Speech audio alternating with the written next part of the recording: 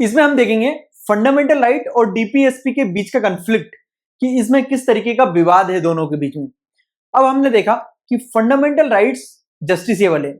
अगर fundamental rights का violation होता है तो कोई भी सिटीजन कोर्ट्स जा सकता है, लेकिन हम देख रहे हैं कि डीपीएसपी में अगर डीपीएसपी का वायलेट होता है या फिर उसको इन्फोर्स नहीं किया जाता है, कोई सिटीजन या कोई भी व्यक्ति कोर्ट में जाके उसको इन्फोर्सिबल नहीं करा सकता है या फिर कोर्ट में नहीं जा सकता है। तो फंडामेंटल राइट्स है, यहाँ पे फंडामेंटल राइट्स जो है ये इन्फोर्सिबल है, जस्टिसेबल है, जबकि डीपीएसपी नॉन जस्टिसेबल है।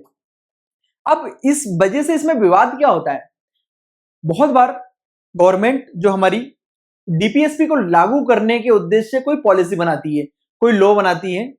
अब उस लॉ को बनाते समय जब भी आप डीपीएसपी लागू करने जाएंगे तो कहीं ना कहीं कोई फंडामेंटल राइट आपका वायलेट हो जाएगा।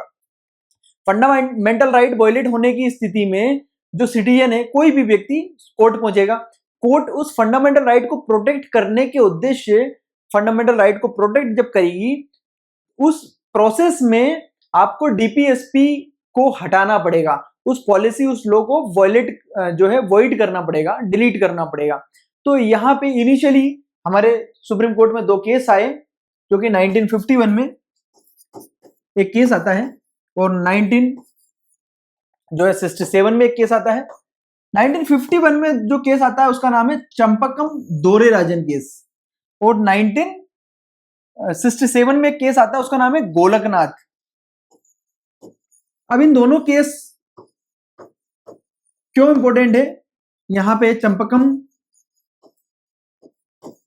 दोरेराजन केस, ये दोनों केस इसलिए इंपॉर्टेंट है क्योंकि इन दोनों केस में सुप्रीम कोर्ट का डिसीजन इस तरफ था कि फंडामेंटल राइट्स हैं ये सुपीरियर हैं और डीपीएसपी इंफीरियर है। मींस फंडामेंटल राइट्स को वायलेट करके डीपीएसपी लागू नहीं किया जा सकता। सुप्रीम कोर्ट कुछ इस विचार में था। फिर बाद में एक डिबेट आई कि भाई अगर सुपीरियर फंडामेंटल राइट्स हैं और फंडामेंटल राइट जो है वायलेट अगर हो जाता है इस प्रकार से, क्योंकि जब भी कोई भी डीपीएसपी लागू करने जाओगे फंडामेंटल राइट वायलेट हो जाएगा, इस तरीके से तो कोई डीपीएसपी लागू कर ही नहीं सकते। फिर इन डीपीएसपी को हमारे कॉन्स्टिट्यूशन में रखा ही क्यों गया है, ये क्या ऑर्नामेंटल है, सिर्फ दिखाने के लिए हमारे कॉन्स्टिट्यूशन को, ये हमारे वैल्यू ऑफ गवर्नेंस के लिए इनका कोई सिग्निफिकेंस भी है। इन्हीं चीजों को जुडिशरी ने आगे चल के समय के साथ साथ जुडिशरी ने अपने इंटरप्रिटेशन को चेंज किया।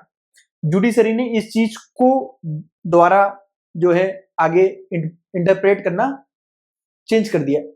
जुडिशियल इंटरप्रिटेशन इवोल्व हुआ समय के साथ साथ। फिर आगे चल के 1973 में केस आया जिसको केशवानंद भारती केस कहते हैं, और 1980 में केस आया है जिसको मिनर्वा मिल्स केस कहते हैं। आगे चल के क्या हुआ, सुप्रीम कोर्ट ने इस 1973 के केशवानंद भारती केस में कहा है कि हमारे कॉन्स्टिट्यूशन में कुछ पार्ट है जिसको हम बेसिक स्ट्रक्चर मान रहे हैं, कुछ पार्ट को मान रहे हैं कि जो बेसिक स्ट्रक्चर है।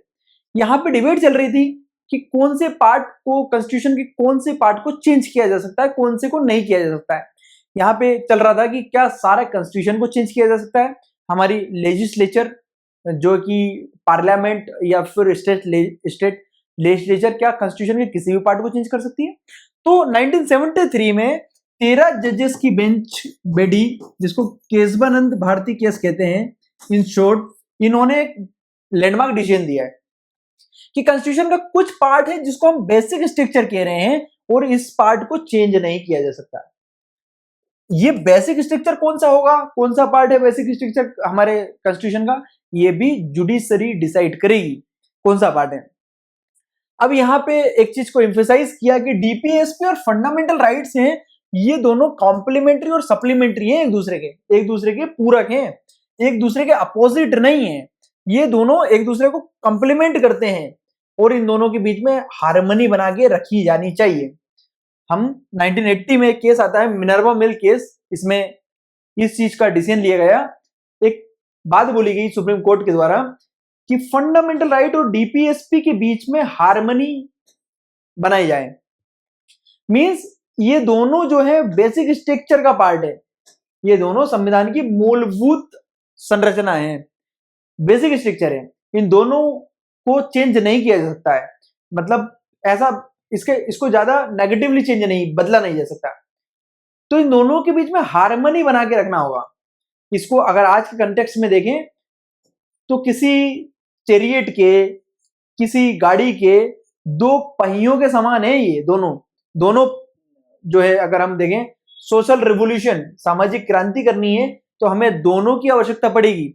हमारे देश को अगर हमें वेलफेयर स्टेट बनाना है, हमारे देश को अगर हमें वेलफेयर स्टेट बनाना है तो इसमें दोनों की नीड रहेगी, किसी एक से काम नहीं चलेगा। ये हमारे सुप्रीम कोर्ट ने आगे चल के इंटरप्रेट किया है।